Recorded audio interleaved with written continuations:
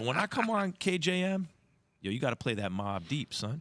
Maybe with a shun, too. He hit him with a shun, right, Paul? He's like, yo, shun, I got to hear Shook One's part 2, son. There it is. The Paul Finebaum Show joins us. By the way, Paul is brought to you by Dr. Pepper. It ain't college football season without the delicious taste of an ice cold Dr. Pepper, the one fans deserve. Paul, let's start right out of the gate. Did the College Football Playoff Committee get it right? They did. They really had two important decisions to make, Max. They had to determine who was number 3 or 4. 1 and 2 was self-evident. And what they did was kept TCU at 3. Why? Because they played a conference championship game after an undefeated season, went into overtime, and then they tried to figure out what to do with Alabama and Ohio State. And in some ways, they made that decision the previous week when they ranked Ohio State over Alabama, neither playing in the conference championship game.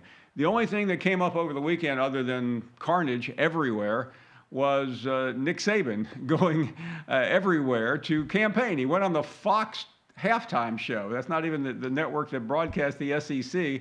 Campaigning there, he went to ESPN. I'm sure he probably called all 3 of you at home, and he failed to move the committee members. When you look at these matchups, out of the 4 teams in the 2 matchups, which one intrigued you the most, Paul? Keyshawn, I think it's the second one on New Year's Eve, and that's Ohio State and Georgia. We know about Georgia, but what do we know about Ohio State?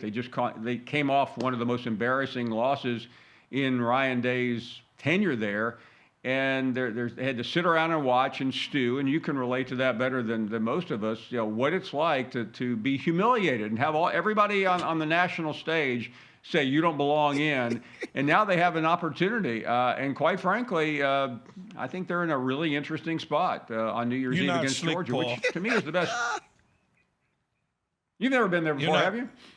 You're not slick. I heard you say that. Look, Caleb Williams got hurt on Friday night. Okay, if he didn't get hurt, we win that game. It's okay, team excuses. It's okay.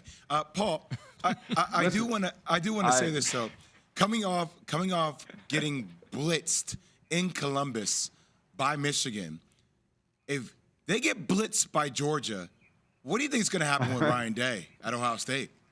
Yeah, great question here because of this reason. I said last week to some people, let's slow down on the hot seat conversation because of the loss to Michigan. Next year he can undo that perhaps. He got a gift, and he's also got something that he may not really have wanted, because if the same thing happens, then I think the hot seat talk starts early. And I don't mean hot seat in terms of firing Ryan Day. His resume is exemplary, but just in terms of is he the right coach? Can he get this thing heading in the right direction on the biggest stage? Ohio State's not about beating Maryland and Northwestern. It's about competing and winning national championships. He's had one shot against Alabama a couple of years ago, only lost by 28 points. He's been in the playoffs as well the previous year. But at some point, you have to do it at Ohio State. You can't sit around. And this is his moment, I think, to just scrape away the bad feelings of the last 2 years. Paul, let's go back to Friday night. USC plays Utah. Okay, sure. No, I don't care about the game. I want to ask you about Caleb Williams, though. Caleb gets hurt in the game. He tries to fight through it. Is he still, in your mind, going to take that Heisman Trophy? I think he is, and I was hoping you would help me because I haven't voted yet. I really wanted to wait it out. I felt Friday night in the first half it was unanimous.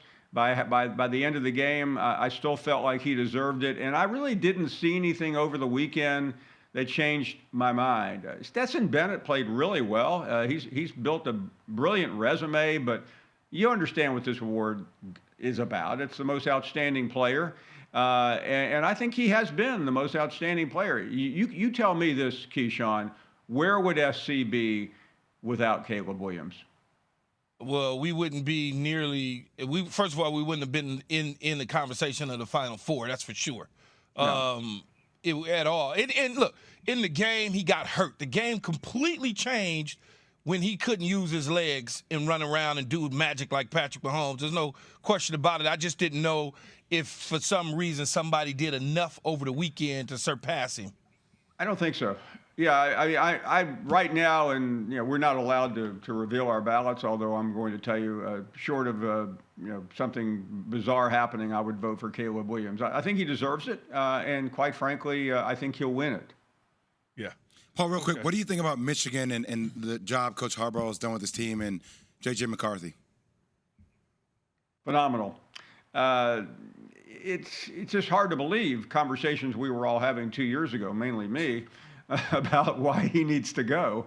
And it's a really great lesson, Jay Will, and I know you talk a lot about this on your podcast and on your NPR show about overcoming the odds when everyone in the country thinks you're wrong. And quite frankly, he did that. They slashed his salary. They would have fired him had it not been COVID. And look at the last 2 years. It's been absolutely brilliant. Paul, real quick, 10 seconds. Did Colorado do the right thing with Deion?